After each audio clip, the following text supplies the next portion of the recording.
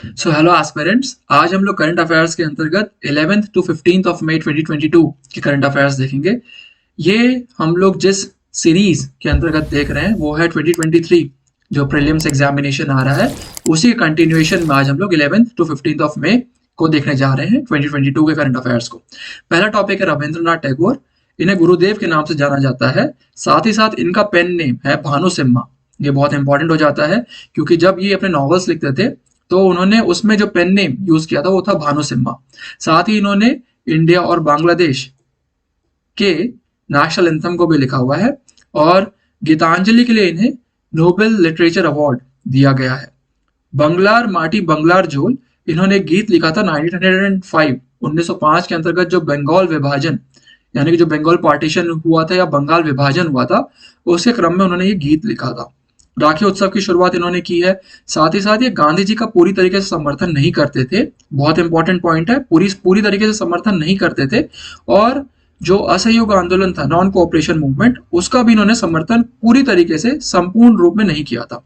Then world parliament of religions बहुत important है। 1929 और 1937 में यानी कि 2 टाइम्स उन्होंने पार्टिसिपेट किया था रविंद्रनाथ टैगोर जी ने।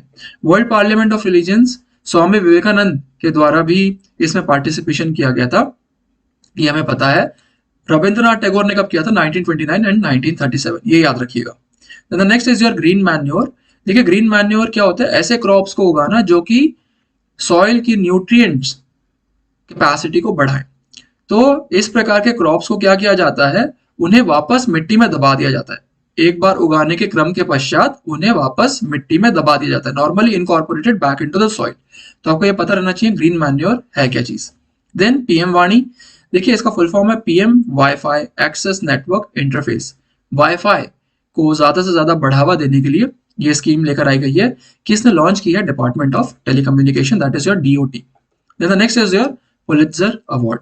देखिए पुलित्जर अवार्ड किस क्षेत्र में दिया जाता है और कौन सी कंट्री देती है? तो यूनाइटेड स्टेट्स ऑफ अमेरिका के द्वारा दिया जाता है। किस क्षेत्र में दिया जाता है? American journalism, letters and music. Music भी इसमें एक बहुत बड़ा हिस्सा है। तो इनके क्षेत्र में पुलित्जर अवार्ड दिया जाता है। किसने स्थापना की थी? Columbia university along with your Pulitzer prize board. Columbia university, हो सकता है यूपीएससी बोलते हार्वर्ड यूनिवर्सिटी के द्वारा शुरुआत की गई थी या ऑक्सफोर्ड यूनिवर्सिटी के द्वारा शुरुआत की गई थी। तो आपको पता रहना चाहिए Columbia university has started it. कब एस्टैब्लिश हुआ? 1917 में। Then the next is your integrated battle groups. ये आपका जो हमारे डिफेंस फोर्सेस हैं, स्पेशली आर्मी, उसके रिस्पेक्ट में आता है integrated battle groups. Brigade size होती है, हो सकता है यूपीएससी कंफ्यूज करने के लिए बोलते कंपनी साइज है, तो आपको पता रहना चाहिए नहीं, ब्रिगेड साइज होता है। Can mobilise within 12 to 48 hours, बहुत ही कम समय में इसे मोबिलाइज किया जा सकता है। और टेलर मेड होता है, यानी कि किस क्षेत्र में इसे भेजा जाएगा उसके अकॉर्डिंग इसका निर्माण किया जाएगा। Then the next is your W boson. ये एक फंडामेंटल पार्टिकल है।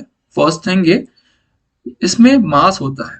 जो आपका फोटॉन्स होता है वो मासलेस होते हैं, जबकि डब्ल्यू बोसॉन में मास होता है। डब्ल्यू बोसॉन में हाल ही में एक एक्सपेरिमेंट किया गया था जिसमें यह पता चला कि एक इलेक्ट्रिकली चार्ज पार्टिकल है और साथ ही साथ इसमें मास होता है, जिसके चलते जो स्टैंडर्ड मॉडल ऑफ फिजिक्स है जो आप और हम स्कूल्स में पढ़ते हैं उसमें कई सारे बदलाव आने की संभावना है।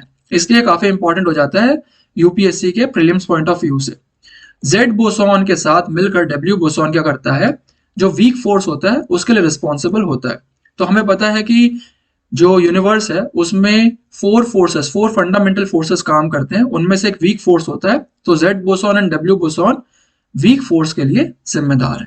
और डब्ल्यू बोसॉन का क्या काम है कि ये प्रोटॉन्स को न्यूट्रॉन्स में बदल देता है और न्यूट्रॉन्स को प्रोटॉन्स में स्विच कर देता है। तो आपको ये चीज पता रहनी चाहिए डब्ल्यू बोसॉन के रिगार्डिंग के अंतर्गत। Then the next is your Mars quakes. देखिए जो धरती पर भूकंप आते हैं उसे हम अर्थक्वेक्स बोलते हैं, उसी तरीके से जो मार्स पर यानी कि मंगल ग्रह पर जो भूकंप आते हैं उन्हें हम मार्स क्वेक्स बोलते हैं। मार्स पर किसी प्रकार की कोई टेक्टोनिक प्लेट्स नहीं होती है, जैसे अर्थ में टेक्टोनिक प्लेट्स है वैसे मार्स पर उपलब्ध नहीं है। तो ऐसे में मार्स क्वेक्स कैसे आएंगे? तो देखिए जो वहां पर एकमात्र प्लेट है वो है क्रस्ट से बनी हुई।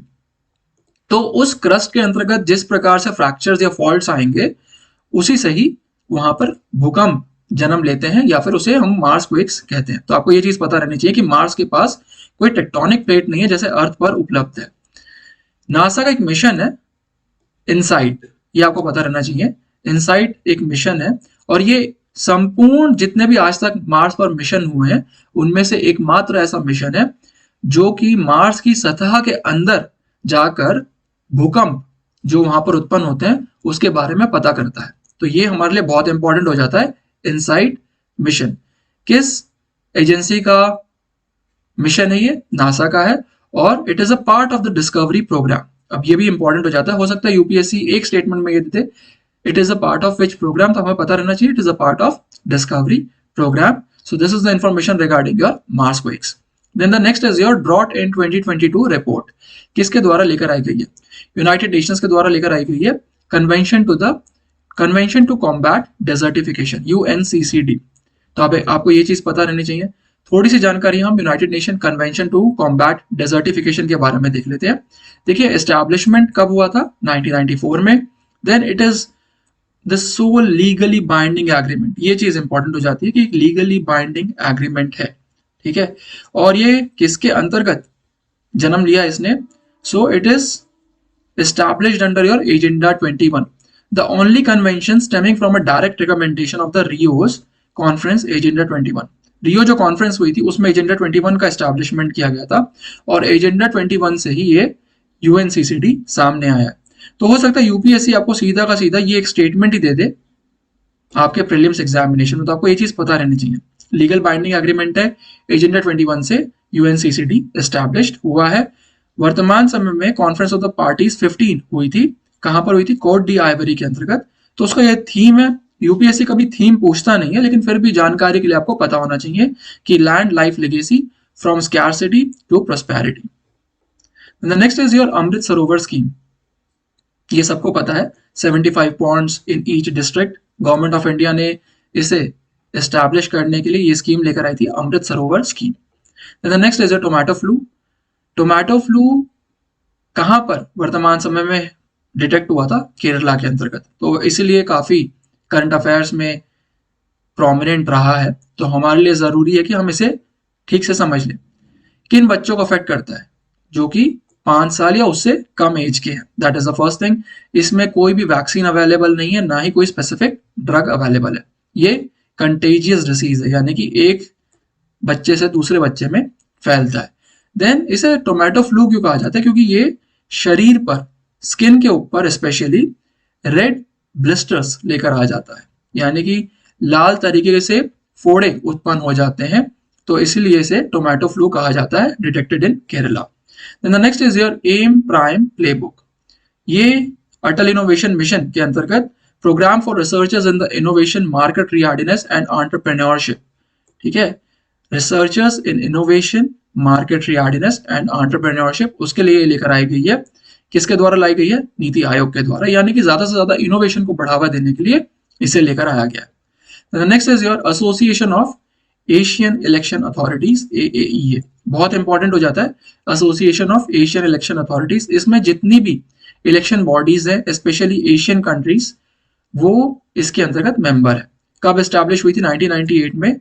हाल ही में इंडिया को, इलेक्शन कमीशन ऑफ इंडिया को इसका चेयर दिया गया है ताकि वो इसके अंतर्गत जितने भी मेंबर कंट्रीज हैं उनमें चुनाव प्रक्रिया सही से चल रही है या कहां पर कौन सी बेस्ट प्रैक्टिसेस चल रही है उसका आदान प्रदान किया जा सके। ऐसे में ये हमारे लिए बहुत इंपॉर्टेंट हो जाता है।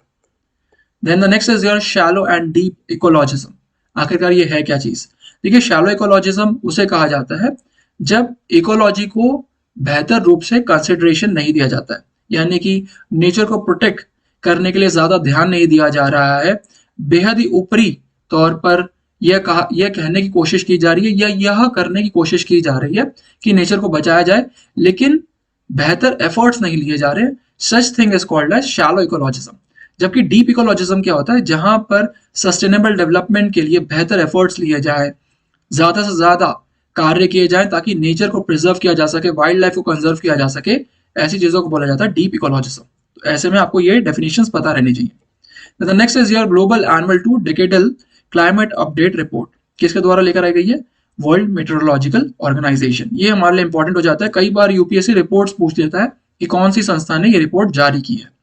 The next is your open radio access network, open RAN. क्या चीज है ओपन रेडियो एक्सेस नेटवर्क, या किस टेक्नोलॉजी से संबंध में है?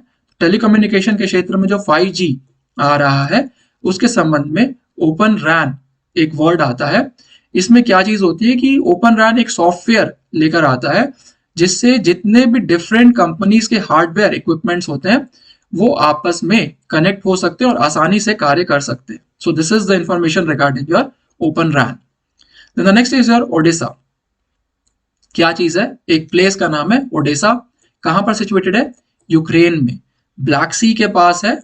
तो एक पोर्ट है और ये एक वार्म वाटर पोर्ट है। हो सकता है यूपीएससी बोल दे कि एक इनलैंड प्लेस है और ब्लैक सी के पास बिल्कुल भी सिचुएटेड नहीं है, तो आपको पता रहना चाहिए कि ब्लैक सी के पास सिचुएटेड है, वार्म वाटर पोर्ट है और यूक्रेन में है। Then the next is your first smoke free state in India. कौन सा स्टेट है जिसे स्मोक फ्री हाल ही में घोषित किया गया? हिमाचल प्रदेश। ठीक है। एंड स्मोक फ्री से हमारा मतलब क्या है कि सभी जगह पर चूल्हों का उपयोग किया जाएगा, स्पेशली एलपीजी का। एलपीजी जो सिलेंडर्स होते हैं, चूल्हे जो होते हैं, वहां पर लकड़ियों का इस्तेमाल नहीं किया जाएगा, अब सीधा एलपीजी सिलेंडर्स का ही इस्तेमाल किया जाएगा। उज्ज्वला योजना के अंतर्गत हिमाचल प्रदेश को हाल ही में यह दर्जा दिया गया है। Then the next is your great Indian bustard. देखिए आईयूसीएन स्टेटस इसका क्या है? क्रिटिकली एंडेंजर्ड, इसलिए बहुत इंपॉर्टेंट हो जाता है कि यह पक्षी किन किन क्षेत्रों में पाया जाता है। तो आपको यह पता रहना चाहिए it is a state bird of Rajasthan, पहली चीज ये, तो यानी कि राजस्थान में तो आपको मिलेगा ही। राजस्थान के डेजर्ट नेशनल पार्क के अंतर्गत ये दिखता है। सेकेंड, आंध्र प्रदेश में भी कहां पर मिलेगा? रोलापाडू वाइल्ड लाइफ सैंक्चुरी में, और मध्य प्रदेश में करेरा वाइल्ड लाइफ सैंक्चुरी के अंतर्गत। तो 3 जगह पर यह दिखता है। आंध्र प्रदेश में कहां पर? रोलापाडू, मध्य प्रदेश में करेरा, एंड राजस्थान में डेजर्ट नेशनल पार्क। तो आपको यहाँ पर केवल ग्रेट इंडियन बस्टर्ड के बारे में इंफॉर्मेशन नहीं मिल रही है, आपको ये भी पता चल रहा है कि कौन कौन सा नेशनल पार्क्स किन किन स्टेट में सिचुएटेड है। द नेक्स्ट इज योर करीम। क्या चीज है? ये साइक्लोन का नाम है। देखिए साइक्लोन करीम और साइक्लोन असानी हमने पिछले करंट अफेयर्स के सीरीज के अंतर्गत साइक्लोन असानी के बारे में पढ़ा था, तो इसी के साथ था साइक्लोन करीम। ये दोनों ट्विन साइक्लोन्स थे। ठीक है। ट्विन साइक्लोन्स किस फिनोमिना से रिलेटेड है? तो रोजबी वेव्स, रोजबी जो करंट होती है उनसे ही ट्विन साइक्लोन्स का जन्म होता है। तो आपको ये चीज पता रहनी चाहिए। रोजबी वेव्स क्या होती है? ज्योग्राफी में आपने पढ़ा होगा। ह्यूज वेव्स होती हैं ओशन के अंतर्गत, 4000 टू 5000 किलोमीटर्स तक इनका दायरा होता है, और ये दोनों हेमिस्फीयर में आती हैं, यानी कि दोनों गोलार्ध के अंतर्गत आएंगी, northern hemisphere as well as southern hemisphere. उत्तरी गोलार्ध और दक्षिणी गोलार्ध दोनों में ही आपको रोजबी तरंग या रोजबी वेव्स नजर आती है। जो ट्विन साइक्लोन्स था उसमें एक और फिनोमेना एसोसिएटेड रहता है, मेडन जूलियन ऑसिलेशन। उसके द्वारा भी ट्विन साइक्लोन्स के निर्माण में बहुत ही बड़ी भूमिका होती है। तो आपको ये चीज पता रहनी चाहिए कि ट्विन साइक्लोन्स का ओरिजिनेशन कैसा होता है, कौन कौन से फिनोमेना इसमें एसोसिएटेड रहते हैं। Then the next is your SSR and Shriman guidelines. क्या चीज है ये? SSR stands for scientific social responsibility. ठीक है, तो ये हमारे लिए इंपॉर्टेंट हो जाता है। एसएसआर क्या होता है? साइंटिफिक सोशल रिस्पॉन्सिबिलिटी, एंड श्रीमान is your scientific research infrastructure maintenance and network guidelines. तो दोनों ही साइंटिफिक कम्युनिटी या साइंटिफिक वर्ल्ड से रिलेटेड है, तो ऐसे में आपके लिए इंपॉर्टेंट हो जाता है what are SSR and Shriman guidelines, या किस सेक्टर से रिलेटेड है। तो the next is your gallantry award. देखिए गैलेंट्री अवार्ड में आपको बस एक क्रम याद रहना चाहिए। परमवीर चक्र सबसे ऊपर होता है, देन उसके बाद आता है महावीर चक्र, देन वीर चक्र, अशोक चक्र, कीर्ति चक्र एंड शौर्य चक्र। ये जो अवार्ड्स हैं वो मिलिट्री के द्वारा दिए जाते हैं, आर्म्ड फोर्सेस के अंतर्गत दिए जाते हैं। तो आपको बस एक क्रम याद रखने की जरूरत है। हो सकता है यूपीएससी इसका क्रम परिवर्तित कर दे और बोल दे कि महावीर चक्र परमवीर चक्र से ऊपर आता है। आपको पता रहना चाहिए कौन सा सबसे बड़ा अवार्ड है और कौन सा किसके बाद आता है।